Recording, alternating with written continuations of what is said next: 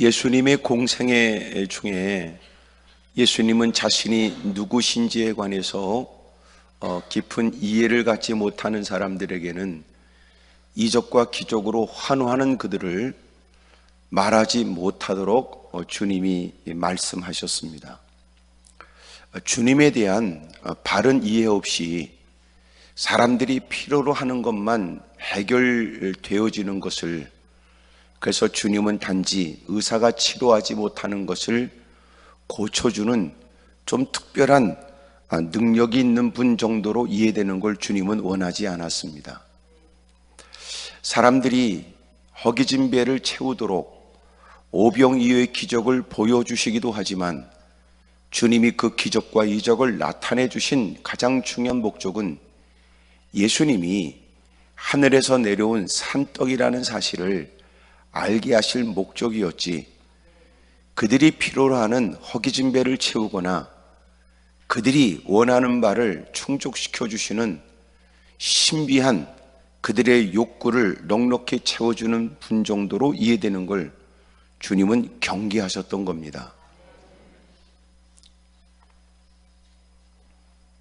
예수님이 마침내 제자들조차도 이해되지 못하는 십자가를 짊어지시고 그리고 부활하신 주님이 그들을 만나줬을 때 비로소 그들은 예수님이 공생애 중에 하셨던 사역, 하셨던 말씀을 이해하기 시작하지요.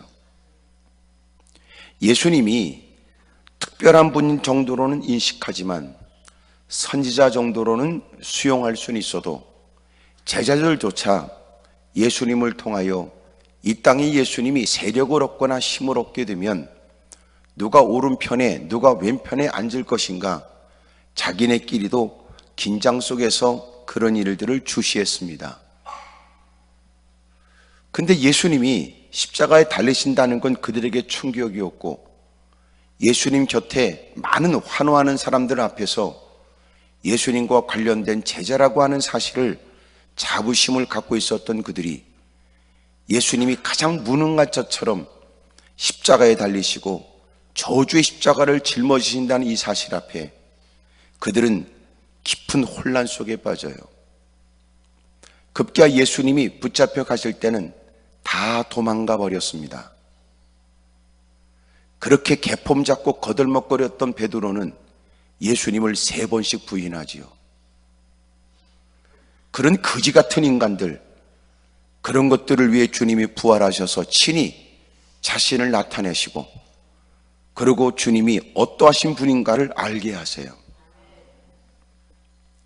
그러자 그들은 이제는 대단한 뭔 일을 할 것처럼 주님 목격한 부활하신 주님을 목격하고 대단한 큰 일을 할 것처럼 흥분되어 있는 그들에게 아버지께 받아 그들에게 보내시겠다는 그 약속을 쫓아 보내시는 성령의 능력이 덧입혀질 때까지 예루살렘을 떠나지 못하도록 했습니다. 저녁 기도에 힘쓰는 중 약속된 성령의 능력을 덧입게 되고 그들은 가는 곳곳마다 복음을 증거하는 일에 자신의 목숨을 걸게 되지요. 어찌 보면 공생애 중에 제자들도 예수님이 누군지를 몰랐어요. 예수님이 기적을 보일 때마다 또 놀라고 또 놀랐던 그들, 예수님이 능력을 부어줬을 때는 귀신이 떠나가지만 그러나 기도에 힘쓰지 않고 은혜를 사모하지 않고 주님의 능력을 의존하는 모습을 상실했을 때는 가장 무능하고 나약한 자신을 경험했음에도 불구하고 예수님을 깨닫는 것이 쉽지 않았습니다. 그러므로 제자라고 주님이 택하신 것은 그 인간들이 다른 무리들보다 잘난 인간들이 아니고 단지 주님이 그들에게 은혜를 베풀어 주님이 쓰시고자 택하셨을 뿐입니다. 그래서 주님은 곁에 두어 많은 말씀으로 가르쳐줬고 많은 일들을 목격하게 하셨고 또 곁에 두어 동고동락하며 주님을 많이 지켜보고 또 배울 수 있도록 주님이 곁에 두었습니다. 그것으로도 부족했다는 사실을 그들도 알고 우리는 말씀을 통해서 알게 됩니다. 제자는 잘난 인간들이 아니에요. 단 그런 것들을 제자로 부른 주님이 위대하시지요. 마치 우리가 누구보다 잘나 예수님을 믿은 게 아니고 누구보다 못한 우리를 건져내 주신 주님이 위대하시다고 오늘 우리가 고백하지 않을 수 없는 것처럼,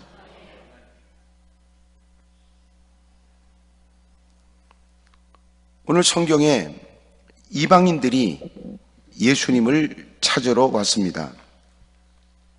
헤롯 때 악명 높은 자기의 처자식도 죽여버렸던 헤롯은 나중에 예수님을 죽일 속셈을 갖고 있다가 의도대로 예수님을 찾아내지 못하게 되자 예수님이 태어나셨다고 하는 그때, 그래서 2살 이하의 아이들을 다 죽여버리는 아주 사탄의 하수인 노릇했던 인간이 헤롯입니다. 이방인으로 유대 왕이 되어 유대인들에게 어떻게든지 환심을 얻기 위해, 그들의 마음을 얻기 위해서 별짓을 다 했던 인간. 예수님께서 베들레헴에서 나시고 동방으로부터, 이것은 많은 사람이 어느 지역인가 이렇게 저렇게 얘기들을 많이 하지요. 적지 않은 사람이 바벨론에서부터 온 사람일 것이다. 별을 보고 온 것을 보면 천문학자였을 것이다. 때로는 점성가였을 것이다. 뭐 이렇게도 얘기합니다. 그들이 예루살렘에 이르게 되었습니다. 유대인들조차 예수님을 인식하지 못할 때 이방인은 그들이 유대인의 왕으로 나신 예수님을 만나러 온 것입니다.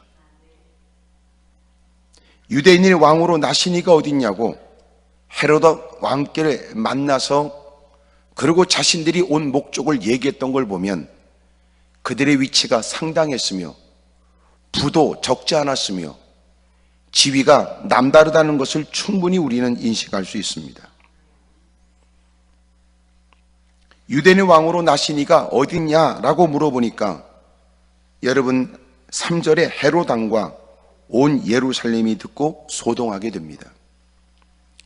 헤롯 왕은 간교하기 짝이 없어 자기가 왕의 자리를 지키기 위해서는 무슨 짓이라도 했고, 자기의 왕의 지위에 관해 도전적인 인간이라면 누구라도 죽일 수 있는 인간이었습니다. 그가 자기가 유대인의 왕인데 유대인의 왕으로 나신 이가 있다는 얘기에 얼마나 그가 충격을 받았겠어요.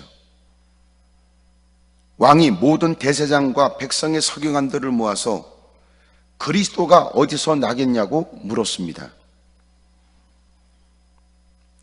마침내 그들이 하나님의 말씀에서 찾았어요. 선자의 글에 이렇게 기록됐습니다. 미가서 5장 2절에 유대 땅 베들레헴아 너는 유대 고을 중에 가장 작지 아니하도다. 내게서 한 다스리는 자가 나와서 내 백성 이스라엘의 목자가 되리라. 그렇게 기록된 말씀을 펼쳐 읽어줬습니다. 헤롯이 간교한 마음에 동방 박사들에게 조심스럽게 조용히 얘기했습니다. 별이, 당신들이 별을 보고 쫓아왔으니 별이 나타난 때를 자세히 물었습니다. 그리고 베들레헴으로 보내면서 말하기를 가서 아기에 대해서 자세히 알아보고 드디어 당신들이 말하는 그 유대인의 왕을 만나게 되면 나한테도 얘기해 주시오. 나도 가서 그에게 경배할 수 있도록 알려달라고 말했어요. 과연 그랬을까요? 13절에 그들이 떠난 후에 주의 사자가 요셉에게 현몽을 이르되 헤롯이 아기를 찾아 죽이려 하니 일어나 아기와 그의 어머니를 데리고 애굽으로 피하여 내가 내게 지시할 내게 이르기까지 거기 있으라고 해요. 그래서 예수님 어머니 마리아와 요셉이 마침내 애굽 땅까지 피하게 되었습니다. 그러니 음흉한 계획으로 당신들은 먼 길에서 별을 보고 쫓아왔는데 당신이 만나거든 나한테 알려달라고. 박사들이 왕을 만나고 드디어 그 별을 쫓아 발걸음을 옮깁니다. 아기가 있는 곳에 머물러 있게 되지요. 그들은 별을 보고 매우 기쁘게 여겼습니다. 그리고 집에 들어가 아기와 그의 어머니 마리아가 함께 있는 것을 보고 엎드려 아기께 경배했어요. 아기께 경배한 거지 마리아한테 경배한 거 아닙니다. 요새는 정신 나간 사람들이 마리아를 높이고 여러분 마리아를 통하여 뭔가 인생에 좋은 일이 있기를 기대하고 있다니 참으로 성경과 전혀 관계없는 일입니다. 집에 들어가 아기와 그의 어머니 마리아가 함께 있는 것을 보고 엎드려 아기께 경배하고 보배압을 열어 황금과 유향과 모략을 예물로 드렸습니다. 그리고 하나님은 꿈에 헤롯에게 너희들은 다시 헤롯에게 돌아가지 말라고 동방 박사들에게 가르쳐주고 그들은 그 지시함을 받아 다른 길로 거국으로 돌아갔습니다. 그렇다면 오늘 하나님이 우리에게 주시는 세 가지 말씀을 들으려고 그래요. 그 첫 번째가 뭐냐면 아는 자만 경배하는 거예요. 성탄절을 아는 사람만 주님을 경배하는 거예요.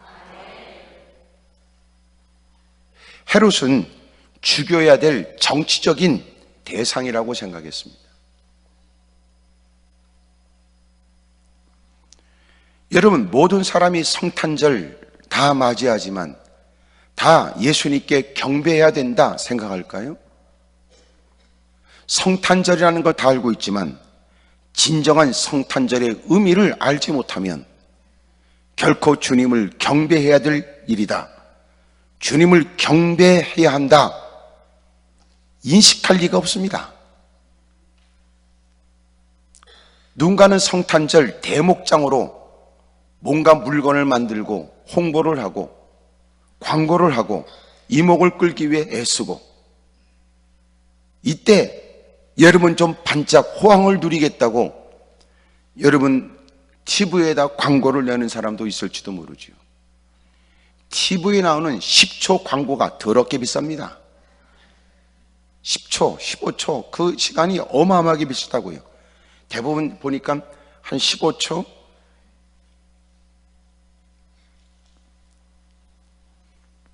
비싼 돈을 들여서 홍보를 하고 텔레비에 나오면 돈 쳐들여서 TV에 광고하는데 또 물건을 팔을 때는 또 TV에 광고 나왔다고 그러고 대단한 것처럼 홍보하지요. 그리고 멍청한 사람들은 여러분 대단한 물건인 줄 알고 구입합니다. 신문에 나오거나 TV에 나왔다고 대단한 거 아니에요. 돈 주문합니다. 워낙 비싸니까 쉽게 덤빌 일이 아니지.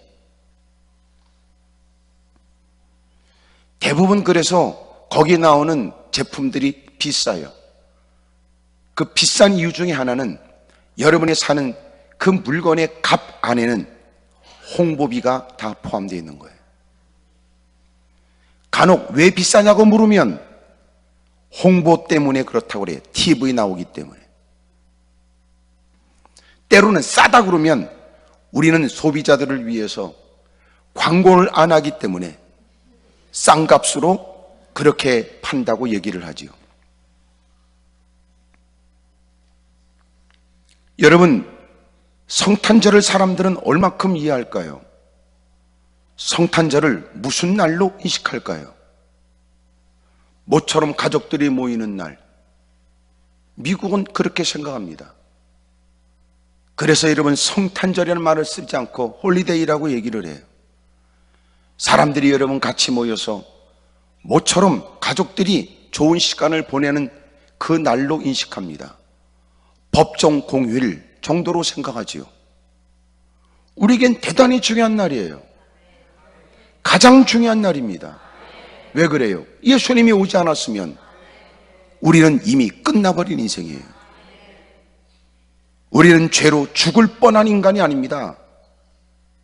에베소 2장에 말하는 것처럼 죄와 허물로 이미 끝나버린 인간이지.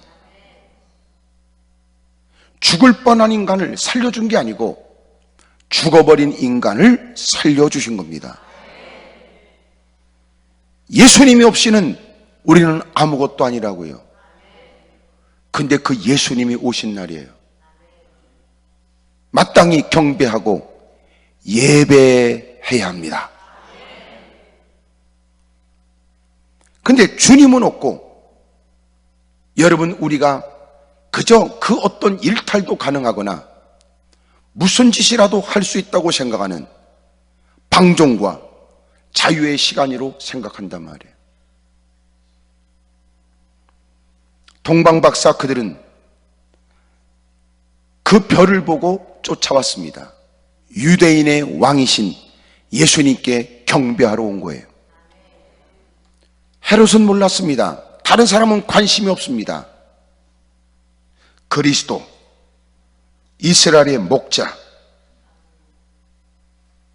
유대인의 왕, 그랬잖아요. 2절은 유대인의 왕, 4절은 그리스도, 6절에는 이스라엘의 목자.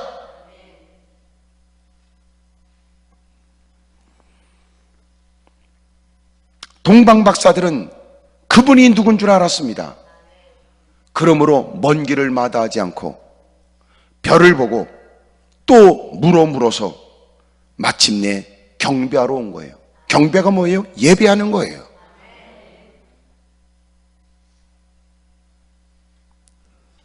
아는 자만 예수님께 예배합니다. 아는 자만 예수님을 경배합니다. 하지만 그렇지 않은 사람은 호기심만 가질 뿐이고, 못된 사람들은 예수님을 죽일 생각하지요. 이제는 가면 갈수록 크리스마스라는 것을 보기가 어려워요. 그리고 사람들은 즐기고 재밌게 노는 산타크로스나 샹차라는 틀이나 더 멋진 이벤트를 통하여 크리스마스를 그런 날로 인식하게 만들려고 애를 쓰지요. 우리에게는 다른 건 몰라도 우리가 주님을 아는 게 사실이라면 우리는 성탄절 주님을 누구보다도 진지하게 경배하고 예배하고 섬겨야 할 것입니다. 사울은 예수님을 몰랐습니다. 그러므로 예수님은 죽어 마땅한 분이라고 생각했죠. 예수님을 따르는 사람들도 예수님을 십자가에 못 박았듯이 그들 역시 다 매를 쳐 곤혹을 치르게 하고, 할 수 있거든 그들을 이 땅에서 전부 다 멸절시켜야 된다고 생각했습니다. 사울과 바울은 작은 자가 큰 자가 작은 자가 됐다, 그런 뜻이 아니고, 바울은 로마식 이름입니다. 그가 이방인들을 대하고 그러므로 로마식 이름으로 자기의 이름을 바울이라고 불렀습니다. 예수님을 만나고 난 다음에 부활하신 주님을 경험한 그는 다메섹 도상에서 거꾸로지고 이제는 예수님이 그리스도라고 외치기 시작하는데, 그가 알지 못할 때는 예수님은 죽어 마땅했고 신성 모독의죄로 그는 죽어야 당연했고, 지금도 그렇게 예수님을 그리스도라고 말하는 사람, 하나님의 아들이라고 말하는 사람들은 전부 다 죽여야 될 대상으로 생각했다가 그가 부활하신 주님을 만난 겁니다. 그러자 이제는 그는 주님을 경배하고 기꺼이 주를 위해 죽기로 결심했습니다.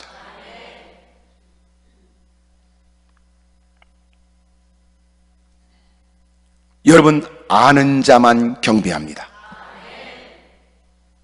하나님의 전에도 마찬가지. 여러분, 예배를 경히 여기거나 예배의 진중함을 상실하게 되거나 예배를 재미 정도로 인식하거나 예배 때마다 특별한 이벤트가 있기를 기대하는, 예배를 가볍게 여기거나 자기의 기분을 충족시켜준다고 생각하는 그 바르지 못한 사고가 예배를 점점 망쳐버리는 거예요. 누가 바른 예배 드립니까? 예수님을 아는 자만 예수님을 경배하는 거예요.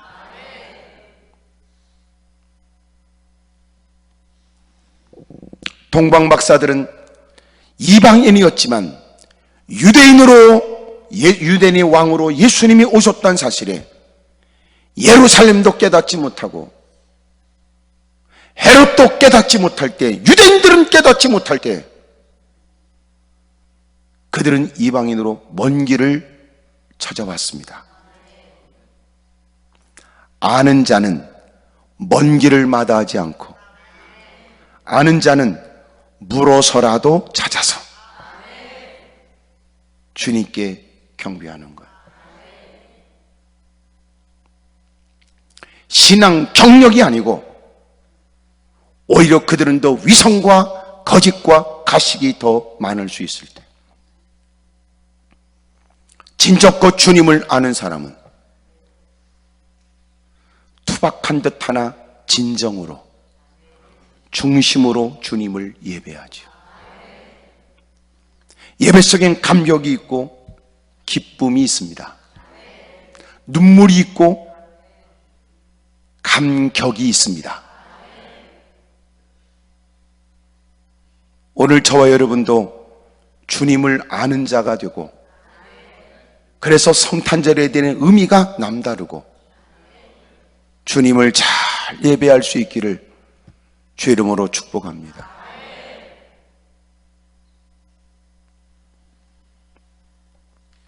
혹시나 성탄절인데도 예배가 없다는 건 불행한 일이죠. 예배가 아닌 그 어떤 곳이라도 대신할 수 있다고 생각하는 것은 가슴 아프지요. 음악회라도 대신할 수 있는 거 아니에요.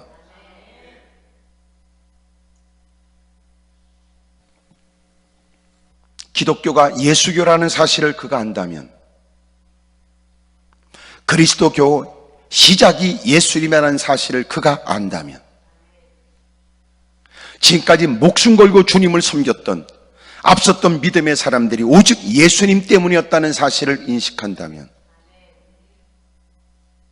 유대인들에게 순교를, 여러분 목숨을 잃고 오직 주님 때문에 순교했던 분들, 가톨릭에 의해서 여러분 그렇게 순교를 당했던 분들, 이유가 어디 있습니까? 오직 예수님 때문입니다.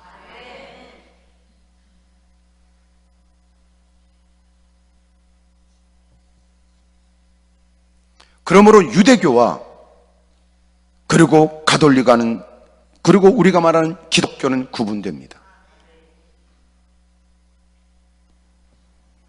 만약 우리가 주님을 알고 있다면 우리는 주님을 경배해야 마땅합니다. 불편함을 무릅쓰고 먼 거리 마다하지 않고 기필코 주님을 배워야 되겠다는, 경배해야 되겠다는 마음에 물어서라도 찾아가 경배하는 겁니다. 아는 사람만 가능합니다. 두 번째, 10절에 보면 드디어 그들이 헤롯을 만나고 나와 베들레헴으로 갔고 그들을 인도했던 별이 예수님이 계시는 그 사관에 머물러 있는 것을 보게 되었습니다.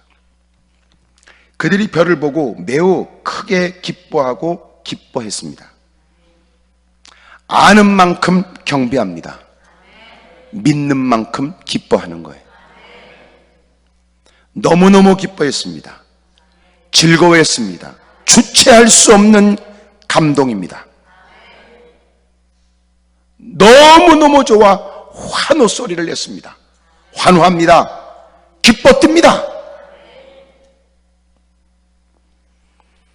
어떻게 이 일이 가능합니까? 주님을 알고 주님을 믿기 때문에 그렇습니다.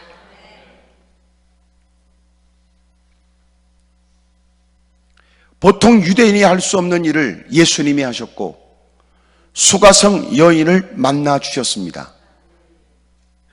목마르지 않는 물에 관해서 주님이 말씀하시고, 마침내 그의 가정의 일들, 남편에 대한 얘기를 속속들이 주님은 알고 계셨습니다. 뭇가정의 여인과는 달랐던 그의 삶의 모습들. 그런데 놀라운 건 주님은 그를 알았고, 그는 비로소 예수님이 예수님인지를 깨닫게 되었습니다. 물을 길러왔던 그는 물동이를 던져버리고 외쳤습니다.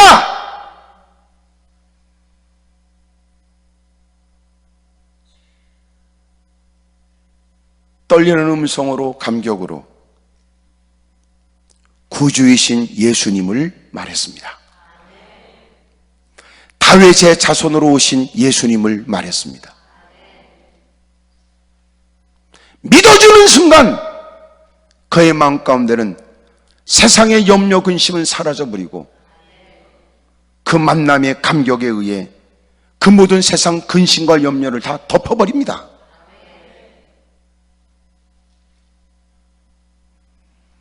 오랜 세월 신앙생활을 합니다. 예배도 점점 익숙해져 갑니다. 문제는 점점 우리는 낯선 교회에 들어와 뭐가 있는 듯 했던 막연한 기대가 서서히 다 사라져가고, 인간관계는 점점 늘어나게 되지만, 맡겨진 일에 땀을 흘리고 애를 쓰지만 불려지는 직분만큼 책임과 의무만 존재할 뿐, 그 일을 왜 해야 되는지는 없습니다. 작은 수고 앞에 자기를 드러내고 싶어하고, 대단치 않은 일에 무사람과 비교된 자신을 나타내 교회 안에서도 서열을 따지고 싶어합니다. 친히 이 땅에 우리의 육을 입고 이 땅에 오셔서, 그러고는 힘들고 어려운 모진 고통과 어려움을 겪어내시고 우리의 죄의 문제를 해결해 주신 주님을 믿는 사람인가 의문스럽습니다.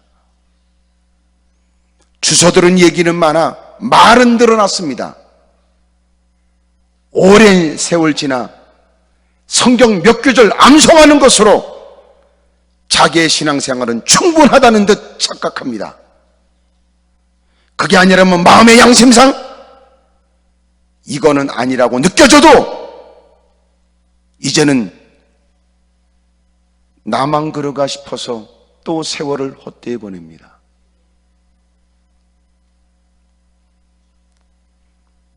이제는 양심이 자기를 괴롭게 하는 게 싫습니다.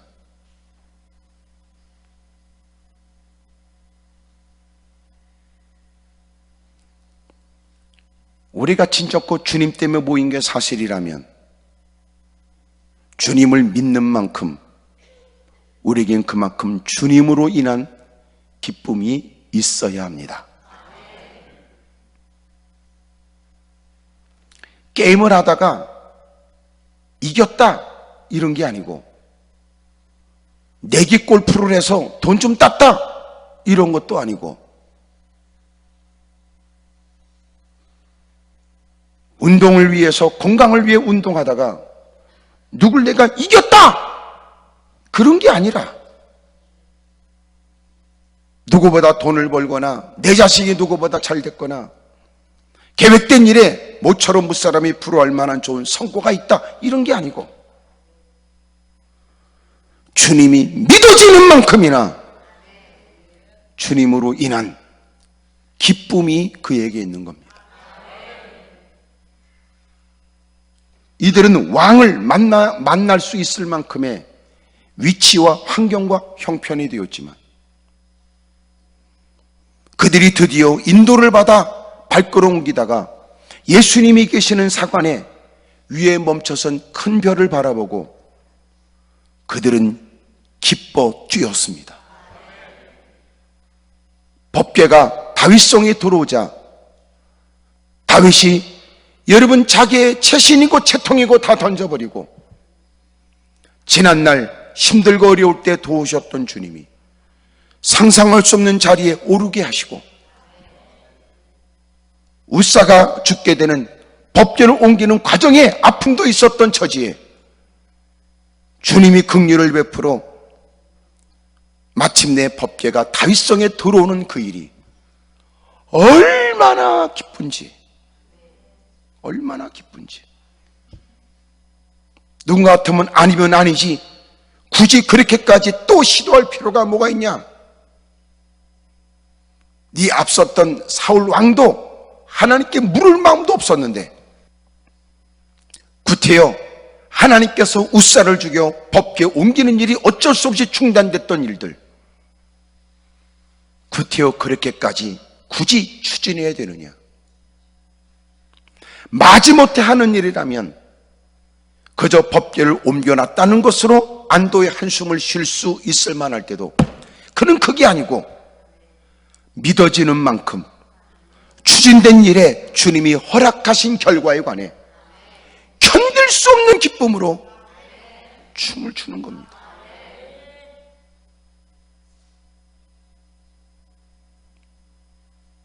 믿어지는 만큼, 말씀이 믿어지는 만큼, 약속이 믿어지는 만큼, 주님이 믿어지는 만큼 기쁨이 있는 거예요.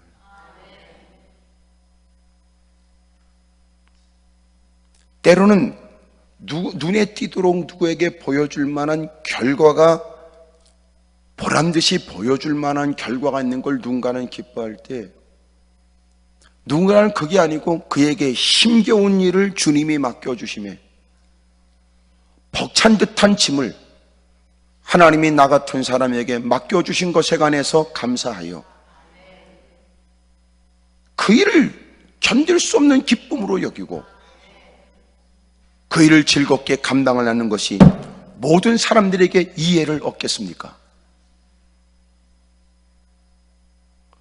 누가 이런 일에 공감할 수 있으며 그런 일에 기뻐하는 우리를 누가 이해할 수 있단 말입니까?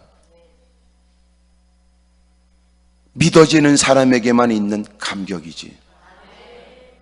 넌 몰라서 그러지. 오늘 내가 이렇게 사는 것이 네가 평범하게 아무 일도 없이 살았던 것처럼 내가 오늘 사는 거 아니다.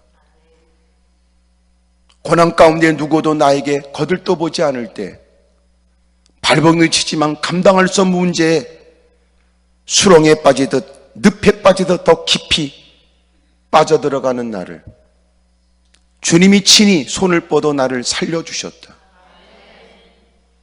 오늘 너는 그냥 살지 모르지만 난 오늘 그냥 사는 게 아니다. 그만큼 크나큰 은혜를 입었다면 뭐라도 해야 된다고 생각되지 않겠는가? 주님이 내게 요구한 적은 없으나 내가 주님께 받은 바 은혜를 따라 나는 뭐든지 해야만 했다. 그런 중에 주님이 뭐가 부족하여 내게 하나님의 일을 맡겨주셨는지, 그 일이 얼마나 힘드냐? 너희들은 그것에 관심이 있을지 모르지만 나는 주님이 그 일을 내게 기획 가운데 맡겨주셨다. 이것이 내 평생 감격의 일이다. 믿어지는 사람만 아는 거예요.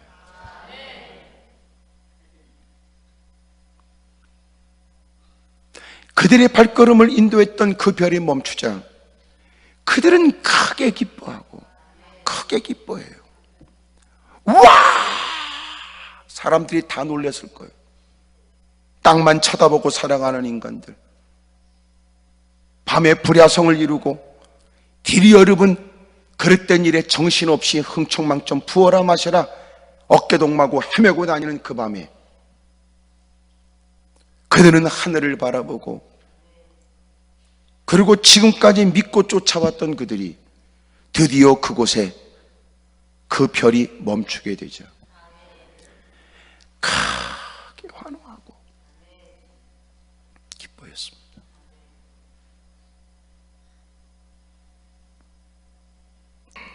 요새는 무슨 커피 한 잔에도 뭐 몇만 원씩 하는 거를 30분씩 1시간에 줄 서서 커피를 퍼먹어야 된다는 이해되지 못하는 사람들도 많고, 그것까지 맛집을 가서 텐트 쳐가지고 밤새도록 새고, 그리고 가서 돈가스를 퍼먹겠다는 이상한 사람들도 많을 때, 그리고 그 퍼먹으면서 딜이 찍고 올리고 해가면서, 어쨌든 그 세계에선 그게 누군가가 부러워할 만할지 모르지만 문의 아닌 제가 볼 때는 다 정신적인 이상이 있다고 나는 생각이 돼.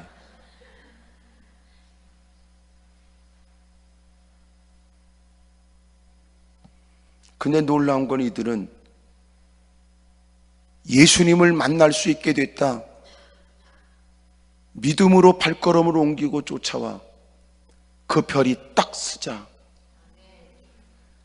그들은 크게 기뻐하고 크게 감격했다. 하나님의 전에서 십자가를 보는 게 같은 마음일까요? 우리의 구세주인 예수님을 얘기할 때마다 같은 감동일까요? 주여 그럴 때마다 같은 의미일까요?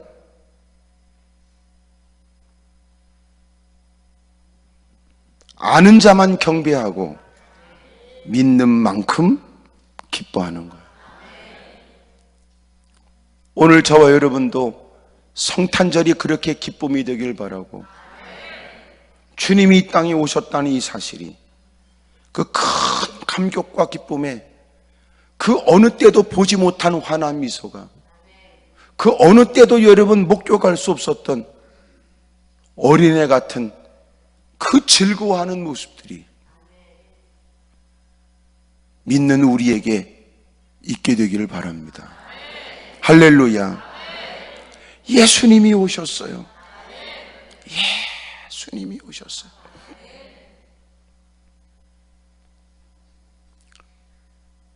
오늘 집에 갔다가 내일 오시는 우리 혹 있다면 전부 다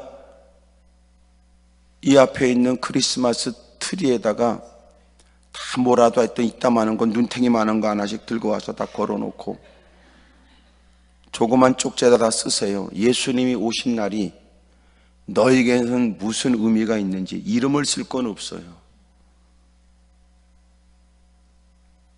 그래서 트리를 구석구석을 메꾸세요. 다 크리스마스 끝나면 뛰어가도 괜찮아요. 네 거를.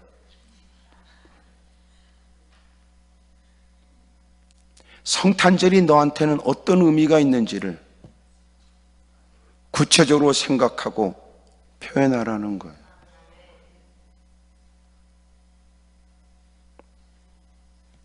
또 돈 몇 푼 들 것 같으니까 또 아멘도 안 하고, 그게 아니라면 오늘 또 집에 가면 비행기 타고 외국 나갈지 모르지만, 제가 지금 얘기하는 중요한 얘기는 정말 예수님을 믿는 만큼 너는 그런 환호와 감격과 즐거움이 있어야 된다 그 말이에요. 성탄절을 모르는 사람 어디 있어요? 근데 믿는 만큼 기쁨이 있죠. 예수님이 안 오셨으면 나는 끝입니다. 예수님이 없이는 우리는 아무것도 아니죠. 별볼이라는 거지 같은 인간, 죄악 가운데 있다가 태어나서 죄 짓다가 여러분 들어갈 곳은 지옥밖에 없는 인간, 지옥의 심각성 심각성조차 깨닫지 못하고 처절한 지옥을 여러분 전혀 알지도 못한 채 이 땅에 사는 것이 끝이라고만 생각하고 그 다음에 심판했다는 건 전혀 상상도 하지 못하다가 지멋대로 살다가 자기 정욕대로 살다가 영원히 지옥불 속에 들어가야 될 사람,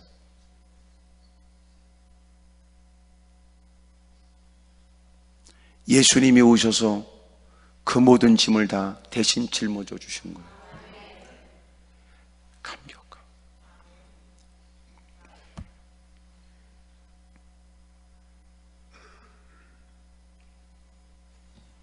그런 얘기를 했었지만 한 번은 TV에서 사형수에 대한 그 프로그램이 있었어요. 사형수의 일상에 대한 거예요. 사형수들이 독방을 쓰더군요. 근데 늘 그의 모든 사물들, 자기의 개인적 사물들은요, 얼마나 가지런하게 아주 정리를 잘했는지 몰라요. 이유가 뭘까요? 오늘이 나의 끝인지도 모르기 때문에 그래요. 사형수기 때문에 늘 그렇게 정한 시간에 운동도 하고 밖에 나갔다 들어오기도 하지만 그날 나갔다가 방향만 틀어지면 끝나는 거예요. 언제 죽을지 모르는 거죠. 그래서 사형수는 자기가 입었던 옷, 자리를 박치려는 전부 다 깨끗하게 정리정돈을 잘해놓는데 마지막일지도 모르기 때문이라는 거예요. 저는 그걸 보면서 마음 들었어요. 그래, 우리는 사형수는 아니지만 하루살이 인생처럼 오늘도 주님이 우리를 부르시면 우리도 간다. 그들과 다르니까 막연하게 내일이 있을 것처럼 보장된 것처럼 보이지만 오늘 밤 주님이 가자 그러면 가야죠. 하여튼 아멘 안 해도 가자 그러면 가야 돼요. 네가 결정할 일이 아니니까.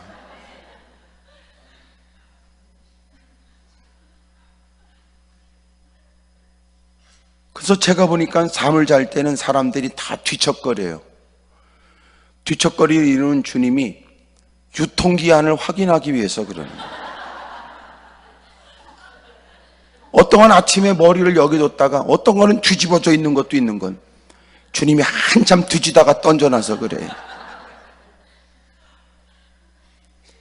때가 되면 이 땅을 떠나가는 거지. 준비 없이 마냥 영원히 살 것처럼 거들먹거리다가 누가 감히 나를 건들겠냐고 개폼 잡다가 그리고 어느 날 불현듯 그의 인생이 딱 끝나요.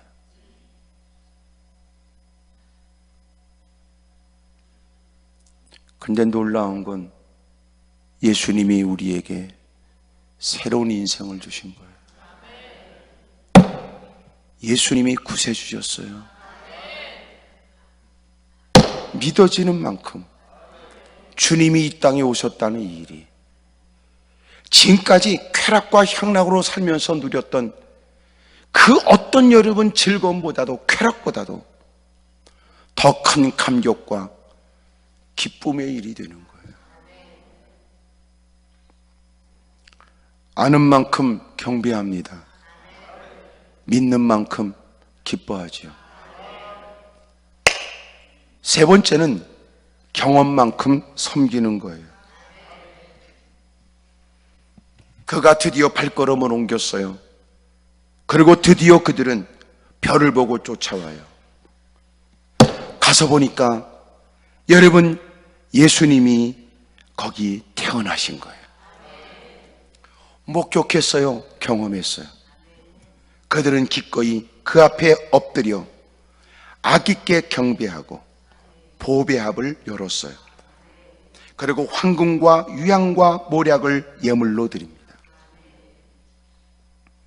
황금은 예수님이 여러분 왕으로 오셨다는 걸 말해요.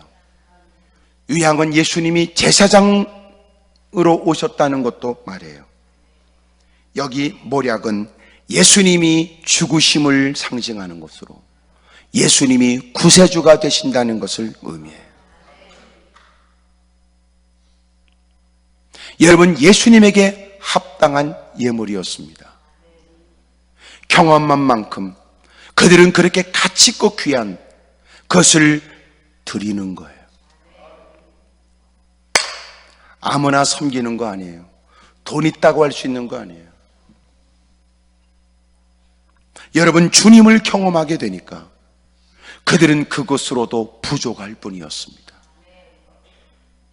이미도 그 지체 높은 그분들이, 왕을 만날 수 있었던 그 사람들이, 여러분 그렇게 여러분 어린 아기 예수님 앞에 최대한 경의를 표해서 경배를 하고, 그리고 최고의 걸 왕을 만나도 주지 않았던 황금과 유향과 모략을 드렸어요. 유향이지 유황이 아니에요.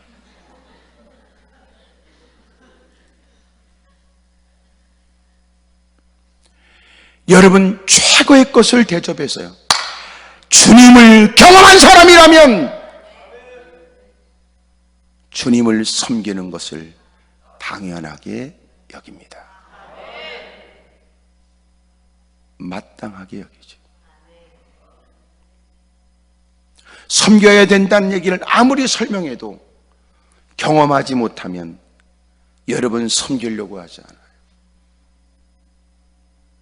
그런 얘기를 들었다는 건 시인하지만, 알고 있다는 것도 고백하지만, 그러나 기꺼이 그 일을 위해 헌신하는 건 어려워요. 마리아가, 베다니에 사는 마르다, 마리아, 나사로가 주님의 각별한 은혜를 입었는데,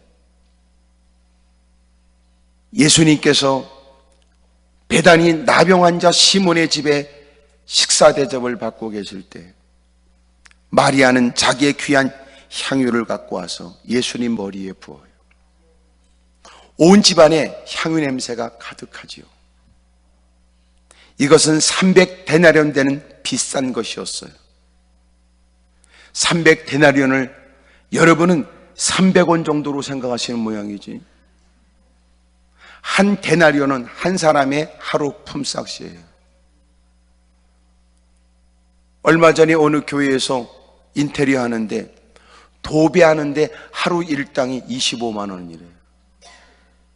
인테리어 목수 하루 일당은 35만 원이래요.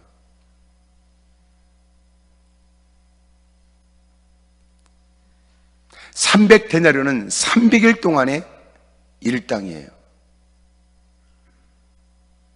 한 남자가 일을 할 수도 없을 때도 있다고 생각한다면 1년 내내 먹지도 쓰지도 않고 모아야 될 300데나리온, 그것으로 쉽게 구할 수 없는 인도산 나드 향이었어요.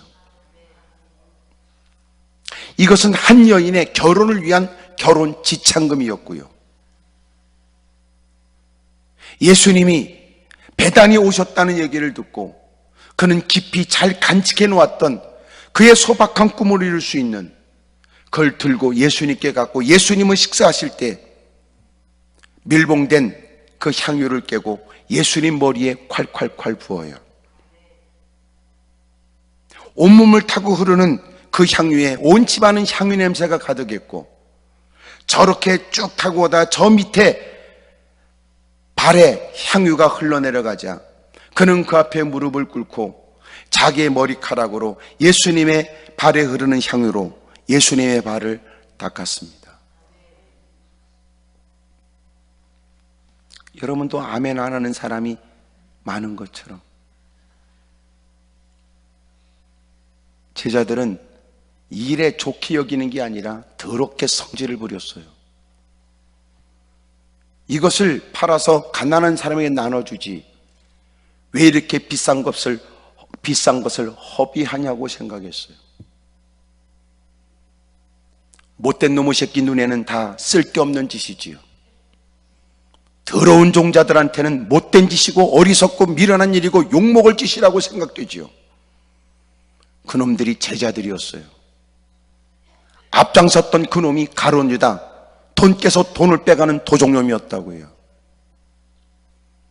가난한 사람을 강조하는 것 같으니까 여인이 쓸데없는 것처럼 했지만, 그러나 가난한 사람을 빙자했을 뿐 그것을 팔아서 일부분을 자기가 자기 몫으로 챙길 더러운 마음 때문이었단 말이에요.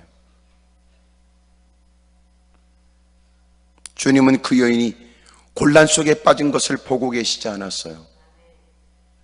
나더라 그는 나에게 좋은 일을 하였다. 주님의 은혜를 경험한 그 여인은 무엇이라도 아깝지 않았습니다. 주님의 은혜를 체험한 사람이라면 주님께 뭐가 아깝단 말입니까? 목숨이라도 드릴 수 있다는 걸 감사하게 생각하고 자기 인생을 내놓을 수 있다는 것도 최고의 기쁨으로 여기죠. 교회는 반드시 섬김을 요구해야 되고 반드시 설교자는 헌신을 촉구해야 합니다. 당신이 주님을 만난 게 사실이라면 당신은 주님을 어떻게 섬깁니까? 라고 물어야 합니다. 당신이 정말 구원받은 게 사실이라면 당신은 어떻게 주님을 받으십니까? 다구쳐 물어야 합니다. 문제는 여러분처럼 대답도 안 하고 싸납게 쳐다볼 뿐이니까. 그래도 목사는 물러서면 안 됩니다. 좋은 말 할 때 죽기 전에 헌신하라고 얘기해 줘야 되고, 숨이 붙어 있을 때가 기회라는 거 가르쳐 주고, 아직도 마음먹음대로 사지를 쓸 수 있을 때가 기회라고 가르쳐 주고, 아직도 내 도움을 필요로 하는 사람이 있다는 것이 기회일 때 놓치지 말라고 가르쳐 줘야 된다. 잊지 마세요. 주의 일은 네가 안 해도 주의 일은 돼요. 왜요? 주의 일이니까요. 단지 그 일을 할 수 있는 너에게 주어진 기회는 복이지요. 돈 있다고 할 수 있는 거 아니에요. 은혜를 경험한 사람만 할 수 있어요. 교회에서 돈 많은 것들한테 기대 걸지 마세요.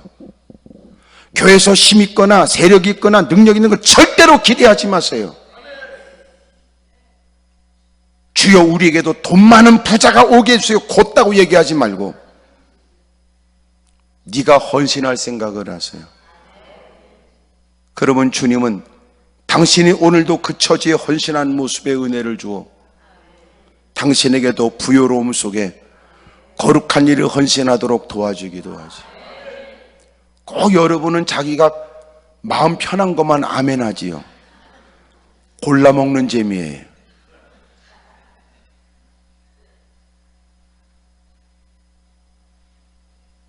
아는 사람이 경배해요.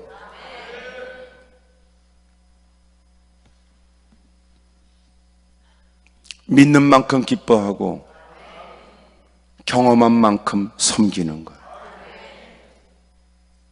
그렇게 예수님을 경험했다면 어떻게 주님을 그렇게 섬깁니까? 알지 못하는 조상 앞에서 여러분 제사를 드렸던 때가 혹 있었는지 모르지. 쓸데없는 짓이라고 생각했던 지난날의 일들을 떠올릴 사람도 있을 거예요. 이런저런 여러분 상처와 고통 속에 주님밖에 없다는 걸 많은 세월을 보내고 깨닫게 되어져 무릎 꿇은 우리라면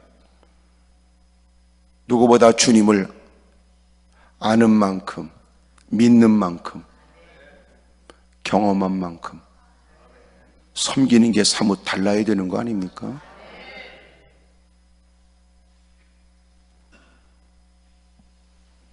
내가 여러분 교회에 담임 목사가 아닌 걸 감사하게 생각해요. 지금 여러분의 눈길이 시원찮은 걸 보면 교회에서 이 말하면 잡아먹을 듯이 눈을 더 크게 떴을 거라고 생각이 돼요. 뭘 또 우리 골 빼먹으려고 그러고 뭘 또 우리 걸 꼬부쳐 있는 걸 끄집어내라고 말하는 것처럼 절대로 오늘 내가 이렇게 얘기하는 건 여러분 교회 목사님들에게 부탁받아서 하는 얘기는 아닙니다.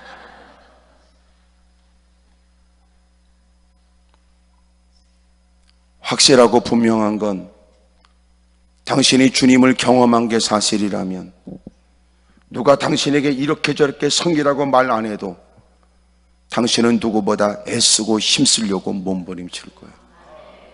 만류하는 사람의 손길을 뿌리치면서 어리석다는 얘기를 불쌍히 여겨가며 굳이 그렇게 할 거 뭐 있냐고 비아냥거리는 소리를 안타깝게 여기면서 말해요. 여러분 잘 섬기세요. 아멘이지요? 평상시는 여러분 자기의 직분 얘기하면서 뭔가 있는 듯 아는 듯 경험한 듯 믿는 듯 보여지지만 실상은 아무것도 아니란 말이에요. 특별히 성탄절날 여러분 주님을 알고 믿고 경험한 만큼 주님을 향하는 중심으로 사람들을 섬기십시오. 크게 아멘 하십시다.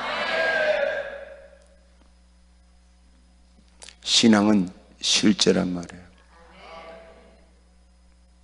근데 우리는 자꾸만 신앙을 철학으로 만들거나 신앙을 추상적인 것으로 만들어요.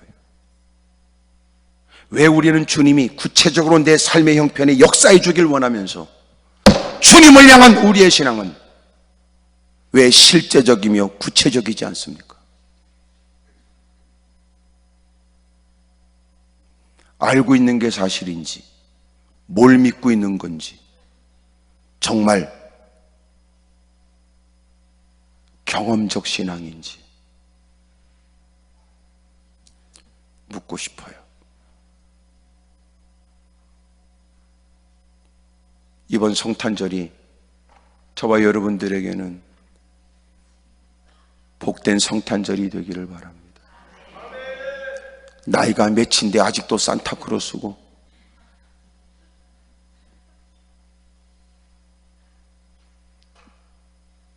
나이가 몇인데 여러분 싸돌아다니면서 어디가 여러분 트리 장식이 잘 되는데 거기만 쫓아다니겠어요? 주님은 보이지도 않는데.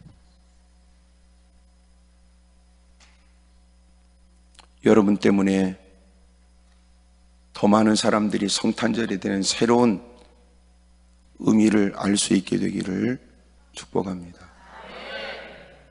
기도하겠습니다.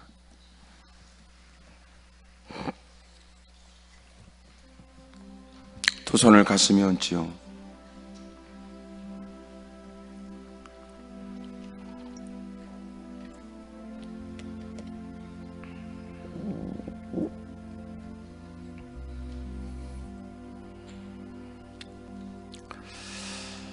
아는 만큼 경배하게 되고 또 믿는 만큼 기뻐하고 경험한 만큼 섬기는 거예요.